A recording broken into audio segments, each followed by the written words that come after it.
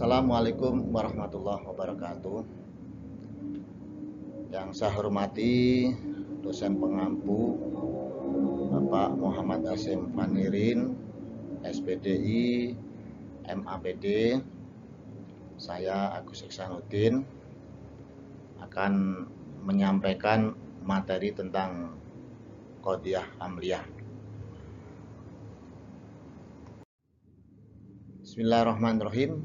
Ajza'uha, bagian-bagian yang tersusun dari Qadhiyah Hamliyah ada 3. Al-awal al-mahkum alaih wa huwa mubtada awil fa'il aw naibul fa'il indal nuhati wa yusamma indal munatiqati maudu.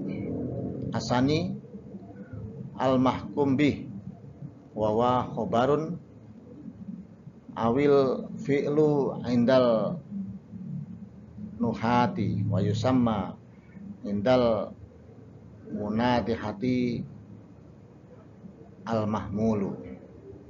Athalis al-lafdul dalu ala silati bainal maudu'i wal mahmuli wa yusamma rabitoh wa hadha dalu huwa dhamirul fasl mislu aliyun huwa fahimun au kana mislu ahmadu kana katibun. Artinya mahkum alaih atau yang dihukumi yaitu mubtada atau bisa dikatakan fa'il atau naibul fa'il. Itu menurut ilmu dalam ahli nahwu. Dan dalam istilah logika atau mantik disebut maudhu atau subjek. Yang kedua, mahkum bih, yang dijelaskan hukum, yang dijadikan hukum, yaitu khobar atau fi'il menurut ahli nahwu.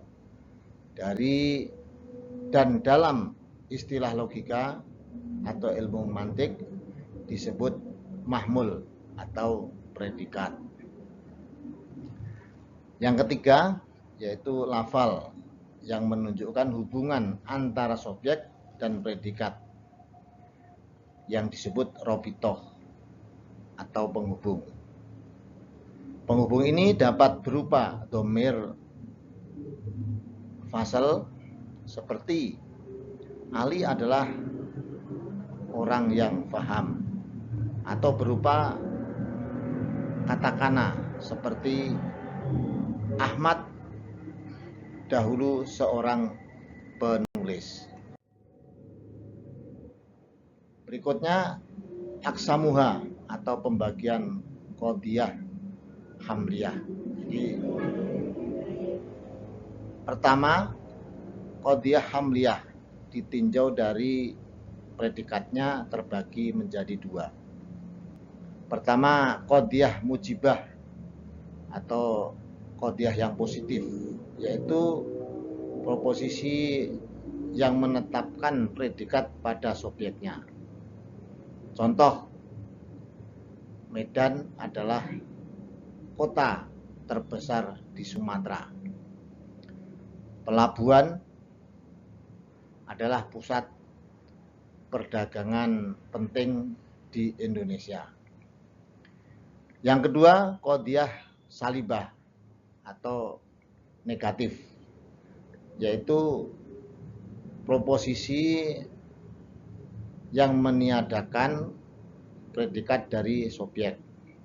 Contohnya, tidak setiap orang Indonesia bodoh terhadap hak-haknya. Yang B, Qadhiyah Hamliyah ditinjau dari subjeknya terbagi menjadi 2, yaitu qadhiyah sahsiah atau individu, yaitu proposisi yang subjeknya berupa individu tertentu atau salah satu berbentuk makrifat. Contohnya, Thareq bin Ziyad adalah seorang alim. Nah, Thareq bin Ziyad itu adalah individu, yaitu menunjukkan dirinya Thareq bin Ziyad, maka di situ dikatakan qadhiyah sahsiah. Terus yang kedua, qadhiyah muhmalah atau tak tertentu, yaitu proposisi yang subjeknya bersifat umum, tetapi tidak dijelaskan apakah hukum itu berlaku untuk seluruh anggotanya atau hanya sebagian. Contohnya, manusia itu bisa menerima pelajaran yang lebih tinggi. Nah, di situ seperti kata manusia, nah itu adalah umum, jadi tidak menentukan itu salah satu manusia itu A atau B atau siapa. Nah, di situ. Nah, maka disebut qadhiyah muhmalah, yang artinya ini umum atau tidak menentukan siapapun. Ya, berikutnya yaitu qadhiyah kuliah, yaitu universal, yaitu proposisi yang subjeknya bersifat umum dan menjelaskan bahwa hukum berlaku atas seluruh individu subjek.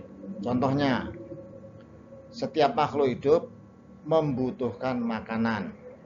Nah, di situ adalah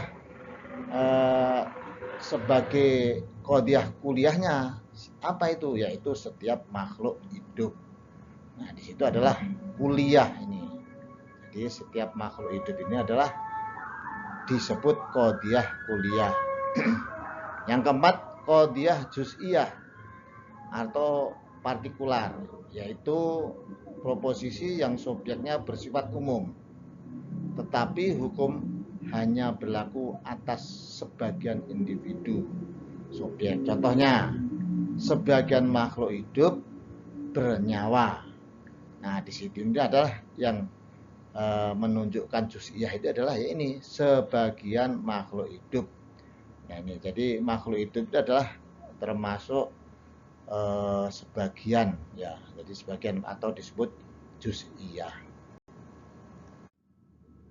Ya, itulah yang bisa saya sampaikan tentang qadhiyah hamliyah.